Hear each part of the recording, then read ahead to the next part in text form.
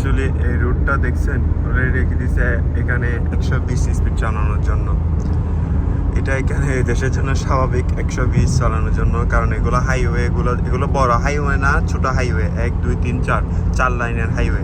এখানে যেগুলো বড় হাইওয়ে এগুলো হচ্ছে এগুলোতে 140 স্পিড চালানোর জন্য মানে গতিসীমা করে দেয়। তো এটা 120। এখন আমি যে রুটে থাকতেছি এই রুটে 100 চালাইলেও হবে, ফার্স্ট রুটে চালাইলে আপনার থেকে 120 স্পিডে চালাইতে হবে। তো এটা এই দেশের নিয়ম, এটা এই দেশের জন্য অনেক স্বাভাবিক।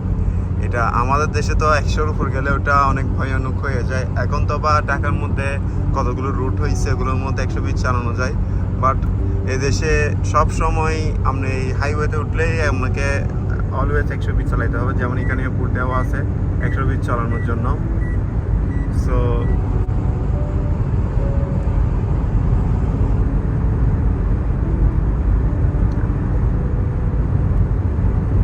অ্যাকচুয়ালি আমি যেটা বুঝাইতে চাইছিলাম, এখানে একটা সিটি থেকে অন্য একটা সিটিতে যাওয়ার জন্য যেগুলো ছোটো হাইওয়ে আছে এগুলোর মধ্যে স্বাভাবিক অনুযায়ী 120 স্পিড গাড়ি চালাইতে হয়। আপনি চাইলে 100 চালাইতে পারবেন, 80 চালাইতে পারবেন। ওগুলোর জন্য আপনাকে যেটা বলছি, রুটগুলো আলেক আলেক, মানে লাইনগুলো আলেক আলেক, ওগুলোর মধ্যে চালাইতে হবে। কিন্তু আপনার ওই ফার্স্ট রোডে থাকলে মিনিমাম 120 চালাইতেই হবে, না হলে পিছন থেকে এসে আপনাকে মানে হরন দিবে, না হলে অ্যাক্সিডেন্ট হবে। কারণ আপনার পিছনে থেকে যেগুলো গাড়ি আসবে এগুলো হয়তো 140-এ হইতে পারে, ঠিক আছে, কিন্তু এগুলো 120 বলছে, এগুলোতে 140 অনেকেই চালায়। এখন আরেকটা প্রশ্ন, তাহলে এত ভালো হলে মানুষে আরও স্পিড চালাচ্ছে না কেন?